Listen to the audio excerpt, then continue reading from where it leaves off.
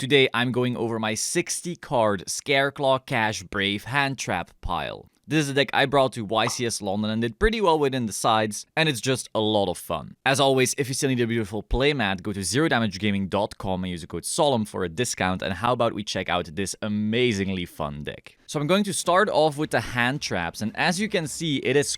So the reason we are playing this many hand traps is because you kinda need to see SCARECLAW like Prank Kids. Last year, Prank Kids was an amazing deck together with Brave and with a bunch of hand traps, because all of the Prank Kids were one-card starters, and SCARECLAW is also just a bunch of one-card starters. All the tiny SCARECLAWs will make the full board on their own. So an ideal hand is basically trying to draw 2 hand traps, a SCARECLAW, and Brave Engine. But we can go even further than that, but I'll show you more on that later. The format right now is actually really weak, and so you want to be able to draw 2 hand traps, because usually most decks actually scoop to 2 hand traps right now. Sprite, Cash, branded with Ash of course, but hey, sometimes you will literally imperm a Luber and the game's also over. You really want to see 2 hand traps, and so for that reason we are playing just a shit ton. We will start off with Gamma. Now I am aware Gamma can sometimes be bricky and not be that great going first, but it is also the most powerful hand trap. Beyond that, because we are playing Brave, we can actually discard these for Fateful Adventure, so we don't actually mind having 1 brick, because that just means we get to save our Draco back in our hand as follow-up. Finally, this deck hard loses to draw, and so if we add a card to our hand without having a monster on board, they draw us.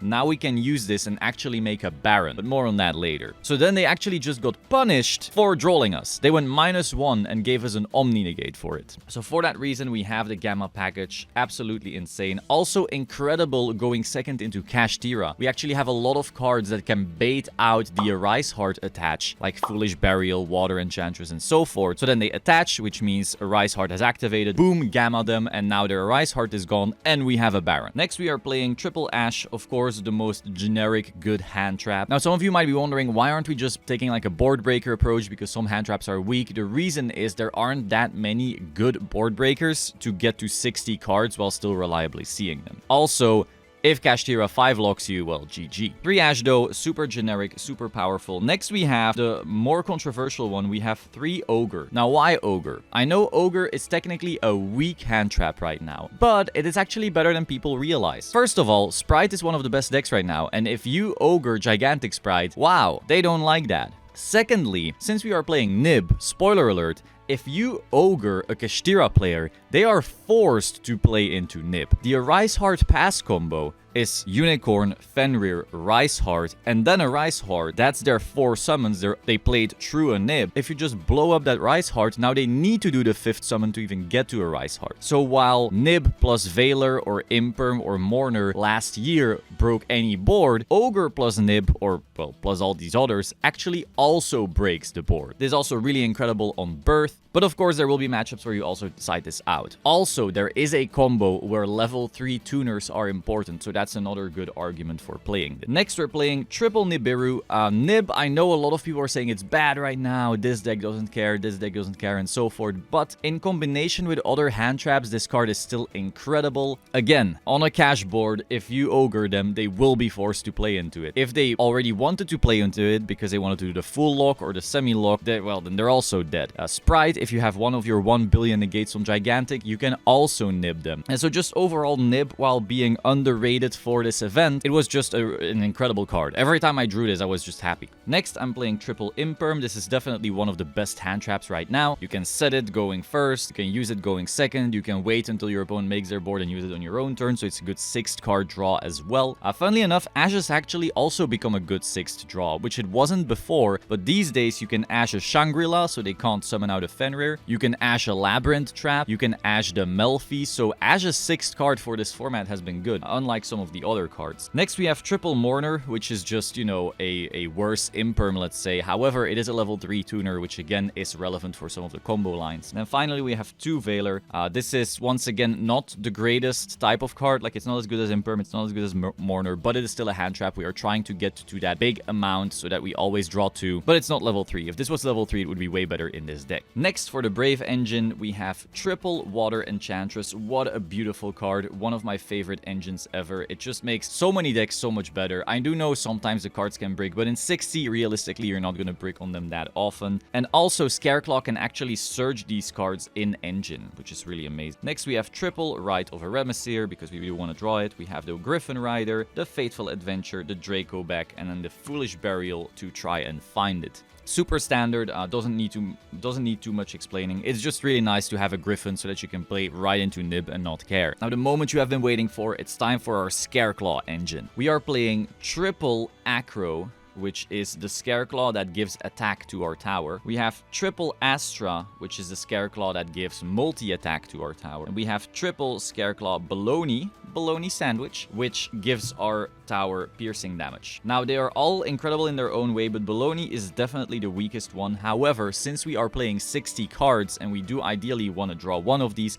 I still wanted to max out on them. When I didn't play the Cash engine in this deck, I was actually even playing Piri Rice map, because all of these are 0 as well. But that was a little much, and I found the Cash engine really giving another dimension to the deck. So we settled on this, and also it's great to not have to worry as much in time. Also, interestingly, one of these is OTK every time. I can show you the combo later. Now, in terms of other SCARECLAW cards, we have 2 of the field spell. The reason only 2 is because you don't really want to draw this. It is cool to draw for if they imperm your little Link 1, but the issue is that this card by itself doesn't make a single combo. If you are under Brave, you cannot use Reichardt to search SCARECLAW Arrival, and so there's literally no actual way to do anything with these cards. So this is just your search card. So this is something you just want to search in your combo but never actually draw. But the reason we are playing 2 is because it's also follow-up. Ideally, you do still want to be resolving the Link 1 twice just to search your other copy. Also, if you already draw one, you still want to be able to plus. Then we also have 2 Reichardt. Very similar story. Again, you don't really want to draw this. It's cool as like an extender, but it doesn't start any combos on its own, especially under Brave. And then we have 2 SCARECLAW Arrival, which is the thing you search with Reichardt. It's also an extender and it also protects our tower. Now, you might be thinking, if you're like a seasoned SCARECLAW player, where are the best cards? Where is our Twin Trap? Where is Defanging? And now I understand that these cards are incredible when you get them out, but the issue is we don't. This deck already has too many bricks in it. We already have some cash bricks. We already have, well, Arrival kind of being a brick. Reichardt sometimes being a brick. We have Fateful Adventure, Draco back. To be fair, Fateful Adventure going second isn't too bad. But overall, the deck has too many bricks to justify playing these other cards. Now, I do side them. I will side out something like Nib in order to side in the trap, because the trap is incredible. I just do not want to be bricking on even more cards like this. And usually in your combo, you need to search Arrival regardless. You are desperately searching Arrival in every single combo line because you need that protection from the graveyard. For people who don't know about SCARECLAW, it's kind of like a branded opening in the graveyard. And so if you don't want to be auto losing to the most random crap, you really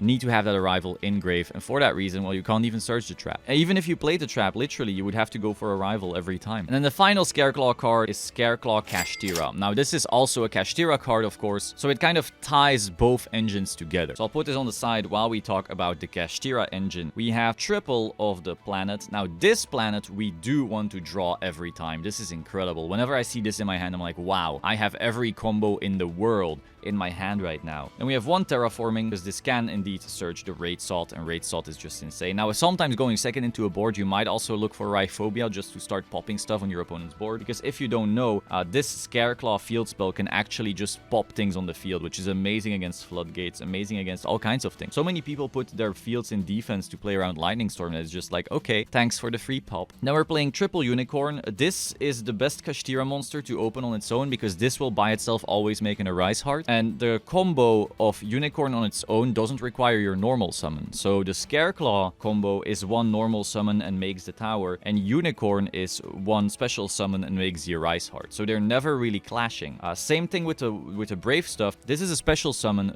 and the only thing it turns off is the effect of the normal summon monster. You're not actually using the effects, you're just linking these off. Again, kind of like Brankit. So that's why this is the best one. Ideally, you would want to play more Unicorn, but you don't have more Unicorn. Then we have triple Fenrir. This is the second best cash monster in this deck. Of course, by itself, it's already an amazing board breaker, but it can also do some combos. Again, I'll show you that later. And then finally, for like the cash quote-unquote bricks, We have 1 Rice Heart, because this is what you search in your combo with the 1 Unicorn. We have 1 Theosis, because again, this is what you search with your Unicorn in the combo. And then 1 Birth. This is what you search if you already drew Theosis, because you still want to go plus. And then if you already drew Theosis, this also means your board now has a free Kashtira Fenrir on top of like the whole board. Also, going second into Kash, this was relevant because it would banish from your deck and you don't want to like lose your Theosis and then not have anything to search anymore. You also want to go like Birth and try getting him back and so forth. And Birth is just like an unfair as hell card. So this is like the most lean cash engine we could play in order to play cash in the deck without it becoming a cash deck. And now to quickly show you, these are basically all of our 1-card starters in the deck. We also have some 2-card starters, but overall you can draw any one of these cards and make a board. And also if you draw them in combination, it gets even better. Beyond that, if you draw too much of one of the engines, for example, you draw too much Scareclaw, it can also lead to Brave because we are playing Cherubini. So like for example, if you drew like double Baloney and an Astra,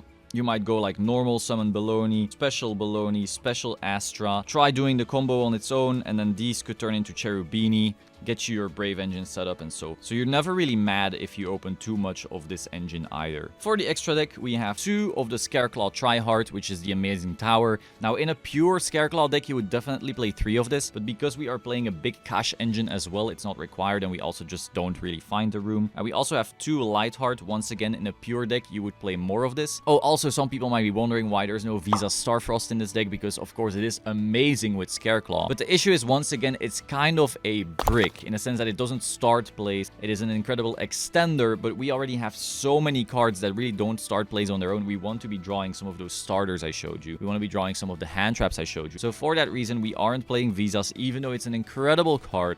If you cut any one of the engines, for example, you cut the Kashtira stuff, you would definitely include Visas. Then you would play like 3 Fenrir, and that would be the only cash stuff in this deck. But in here, it's just hard to justify. Then we have 1 Dark, because we can always make dark. Every single Scareclaw monster is a 1-card dark. You go Baloney, turn it into Lightheart. Lightheart search Field Spell search Reichard, special summon Reichard. Boom. You have 2 monsters including a dark. That's a dark, and you steal something from your opponent. Then we have a Link Spider. This is important because you can turn your Brave token into an effect monster to make your tower, or you can turn a Nib token into an effect monster to make your tower. This is also very important because if your opponent outs your Griffin Rider, for example, like they nib you and you need to activate it, or they stop your play with an Impermon or an Ash, you need to activate it. Now you really don't want to end with a Brave token on board, because now Evenly Matched actually outs the entire board, and Kashtira Big Bang also outs the entire board. So for that reason, Link Spidering your token away is absolutely crucial. We are also playing an Asa because we have a bunch of Earths in this deck. We have Fenrir, we have our Brave token, we also have all the little Scareclaw guys, and so sometimes we will literally go Asa, steal like an opponent's Fenrir, and play from there. And then that Fenrir can actually also search a Scareclaw Kashtira and gets us into our Kashtira combo. So overall, these 2 are actually crucial. At one point, I even considered playing Wind the Wind Charmer just to steal Unicorns and Mourners, but that was a little much. Then we're playing 1 Nightmare Unicorn because, well, this is a Link deck. This deck can actually shit out Link monsters like there's no tomorrow. As long as you're not locked by your tower,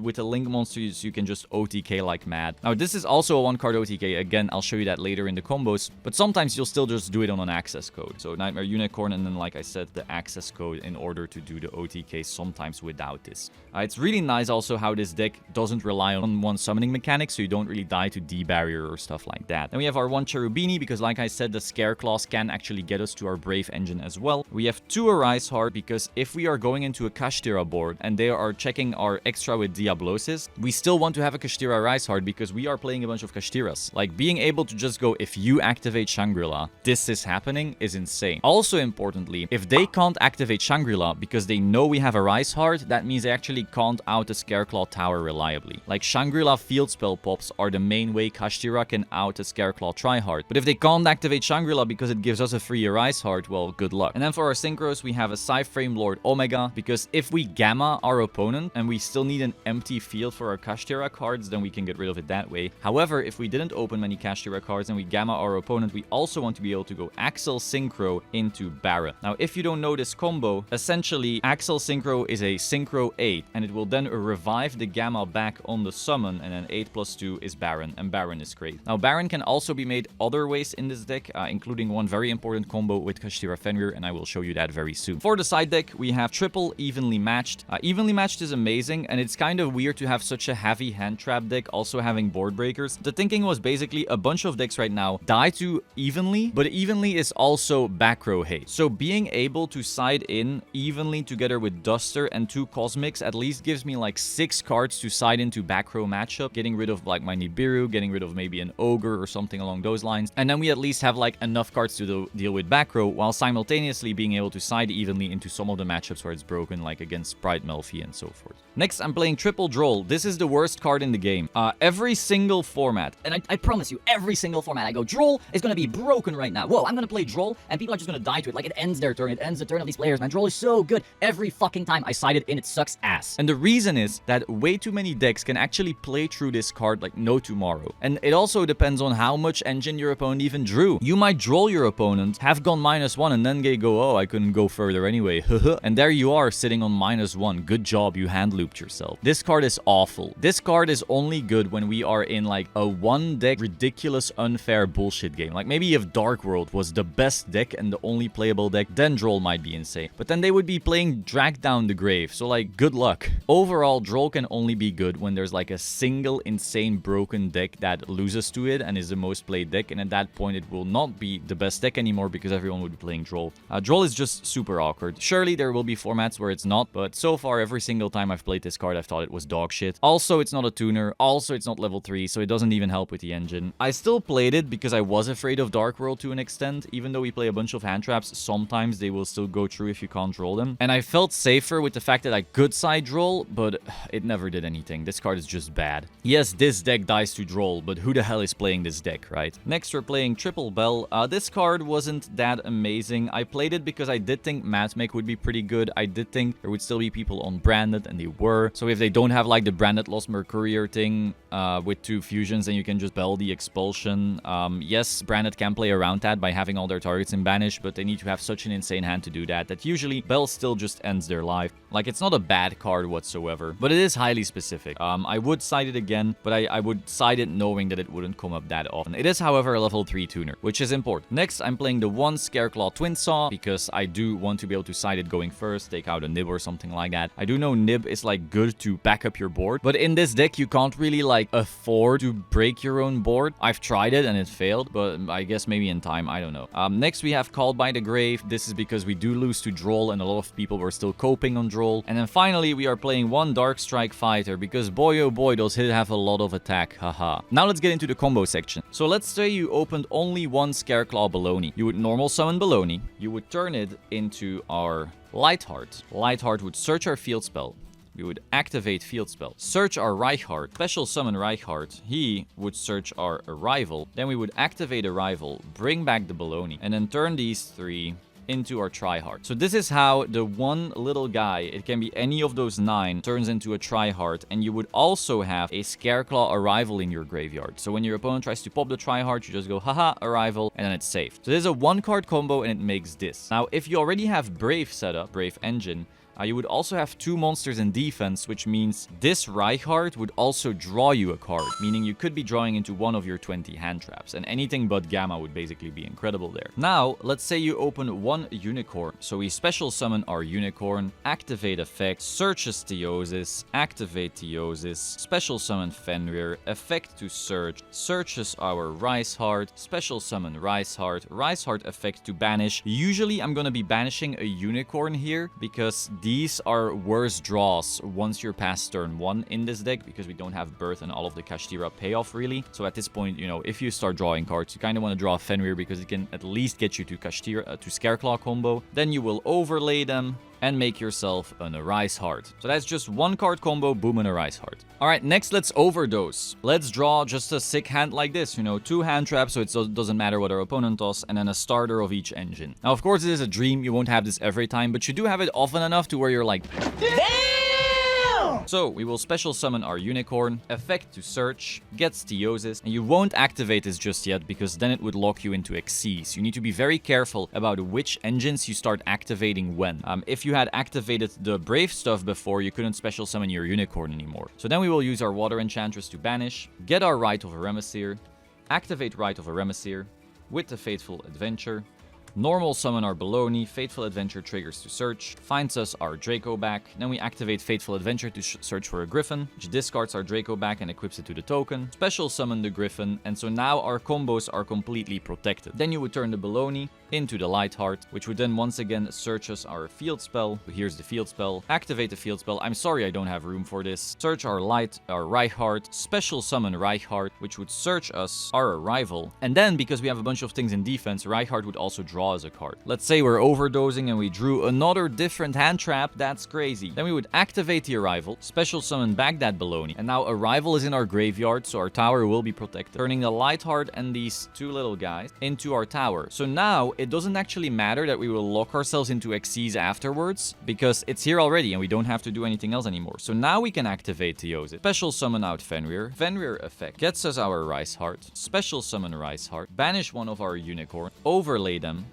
into a Riceheart. So now we have 3 other cards still in our hand. In our case, it will often be hand traps. Now, it won't always be 3 hand traps, obviously. But we do have a really hard to out tower, an Omni Negate, and a Riceheart, which is just insane, backed up by hand traps. Like, people are not breaking this. It is borderline impossible to break this board. And we don't run that many bricks for it. Remember, these are all engines that work on their own. So if you opened only Cash cards and Brave cards, you're still ending on a Cash Brave board with hand traps. If you opened only Scareclaw and Brave cards, you're still building a Scareclaw and a Brave board only on hand traps. If you opened only Kashtira and Scareclaw, you're still making a Kashtira and a Scareclaw board plus hand traps. And if you draw too much Scareclaw, again, these are all level 3 extenders, which can make a Cherubini, which gets you Brave. So all these engines magically just work together. However, these engines can also lead into each other, and that's what I'm going to show you right now. Oh no, we bricked. What will we do? We will special summon our Fenrir. Use effect to search. We will search a Scareclaw Kashtira. We will normal summon a hand trap, and ideally this is actually Ogre. First of all, Ogre isn't the greatest hand trap in general, so you don't mind normal summoning it. But secondly, it also has another use if our opponent has something like a Nib or another interruption, and I will show you why. Now, these two make a Baron. Boom, we have a Baron. Then our Scareclaw Kashtira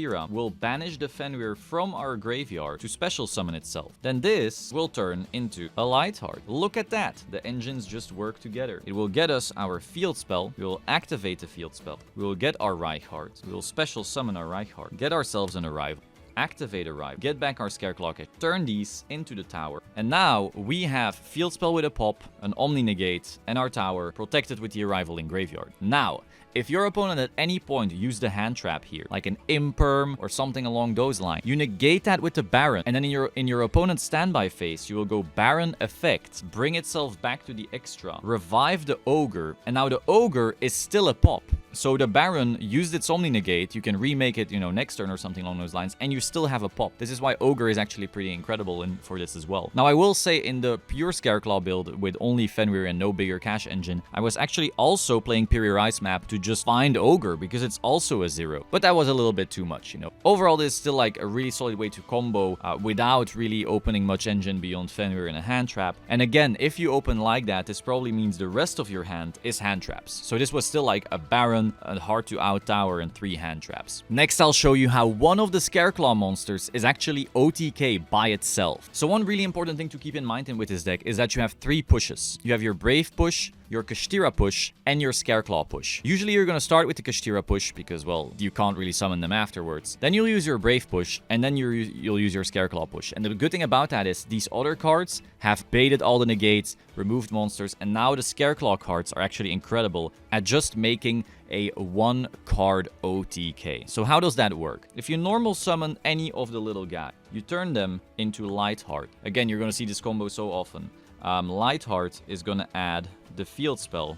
The field spell is going to add Reichheart. Special summon Reichheart. Effect adds Arrival. Activate Arrive. Bring back the little guy. Turn these 3 into the tower. Then the tower uses its effect to bring back to level 3 and search Astra. And it is important, it has to be Astra. Then you can special summon Astra, and remember, you're now linked into a SCARECLAW monster specifically. Do note, by the way, in the previous combo, the big one I showed you, you also want to end it by still using Tryhard to revive a level 3, because that way you can actually grab follow-up for next turn. But I thought that was obvious if you play SCARECLAW. So now we special summon this, and we have this set up. Note that SCARECLAW Tryhard isn't once per turn. So now we will turn these 3 into our second copy of Tryhard. Use Tryhard's effect to bring back the Astra. This is why it was important that you get this. And search our SCARECLAW Kashtira. Then we will banish, let's say, our Lightheart from Graveyard to special summon this. And this is OTK. Why is this OTK? Astra says Tryhard can attack as many times as you have defense Scareclaws with different names here. So you have Astra and SCARECLAW Kashtira. This means it has 2 attacks. So that's 6,000 damage. This SCARECLAW Kashtira has 2,600 defense and can attack in defense position with its defense for attack. So this deals 6,000. This deals 2,600. So any of the level 3 little guys are OTK by themselves. So Kashtira, try and wipe out some of their plays. Brave, try and wipe out some of their plays. And then just OTK with the SCARECLAW cards. And that was my 60 card pile of SCARECLAW, Cash, Brave, and Hand Trap. I hope you found this very interesting. I had a lot of fun with this deck. This is probably one of the most fun decks I've ever played. It's definitely not like the top of the tiers. But if you want to enjoy yourself in a format that's maybe not as enjoyable to many, I definitely recommend this deck. It's an absolute blast. Be sure to like, comment, subscribe, and I will see you soon. Ciao.